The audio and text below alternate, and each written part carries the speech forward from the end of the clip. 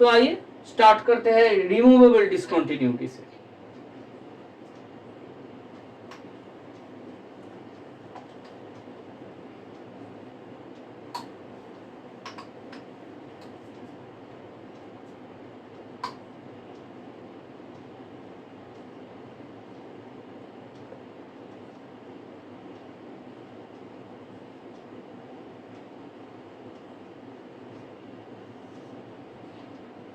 तो देखो दोस्तों, रिमूवेबल डिसकंटिन्यूटी में मैं आपको एक एग्जांपल से समझाता हूँ, आपको पूरा क्लियर आइडिया हो जाएगा कि मैं क्या बोलना चाहता हूँ।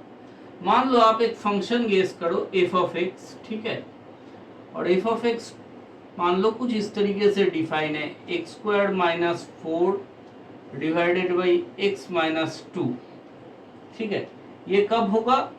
जब x का वैल्यू 2 नहीं होगा, क्योंकि देखो अगर 2 बिठाएंगे तो 2 माइनस 2 तो 0 हो जाएगा, नीचे तो 0 होगा, तो फिर तो फंक्शन अनडिफाइंड हो जाएगा ना, क्योंकि वो किसी भी नंबर को हम 0 से डिवाइड नहीं कर सकते, इसीलिए ऐसा हाल है। और अगर x इक्वल्स टू 2 होता है तो इसका वैल्यू 0 होगा। तो ये फंक्शन क्या कॉन्टिन्यूअस होगा? तो चलो देखते हैं। Function x equals to 2 point पे क्या वैल्यू देगा? 0 देगा। तो लिमिट चेक करना पड़ेगा ना। अब लिमिट चेक करेंगे तो देखो क्या आएगा, लिमिट x टेंड्स टू 2 करके ये वाला जो लिमिट है उसको हम चेक करते हैं। तो देखो चेक करोगे तो ये वाला जो टर्म है एक्स स्क्वायर माइनस 4, इसको हम लोग अलजेब्रा का फॉर्मूला यूज करके x माइनस 2 x प्लस 2 लिख सकते हैं, और नीचे भी x माइनस 2 है।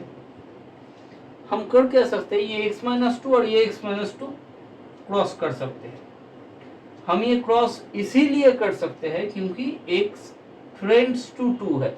इसका मतलब क्या है, x 2 की ओर जा रहा है पर x का वैल्यू अभी 2 नहीं है, मतलब थोड़ा कम है, 1.99 1.999 ऐसा करके होगा, या फिर 2.001 ऐसा करके, पर 2 नहीं है।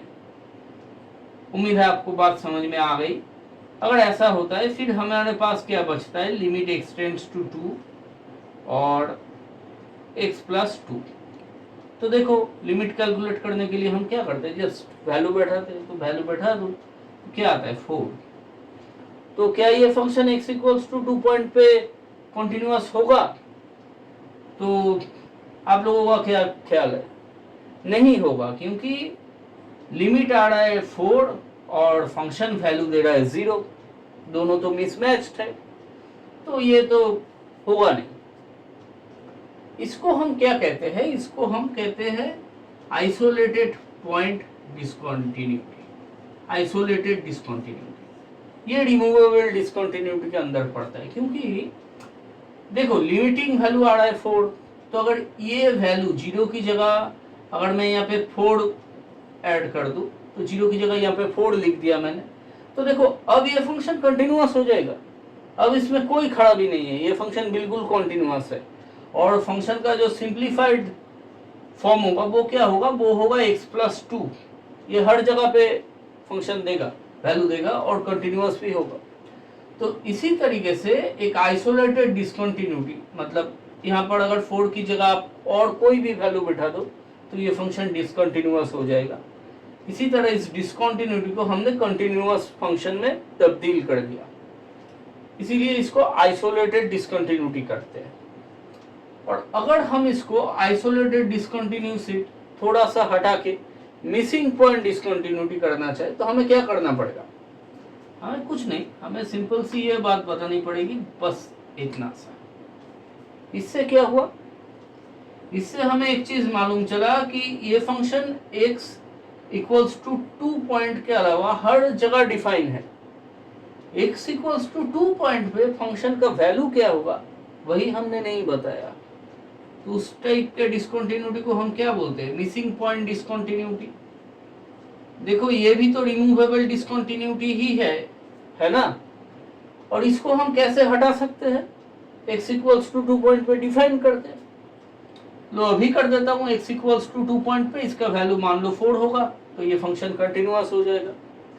इसी तरीके से रिमूवेबल डिसकंटिन्यूटी को हटाकर हम लोग कंटिन्यूअस फंक्शन बना लेते हैं। उम्मीद है आज का एग्जाम्पल और ये प्रोसेस आपको समझ में आ गया होगा।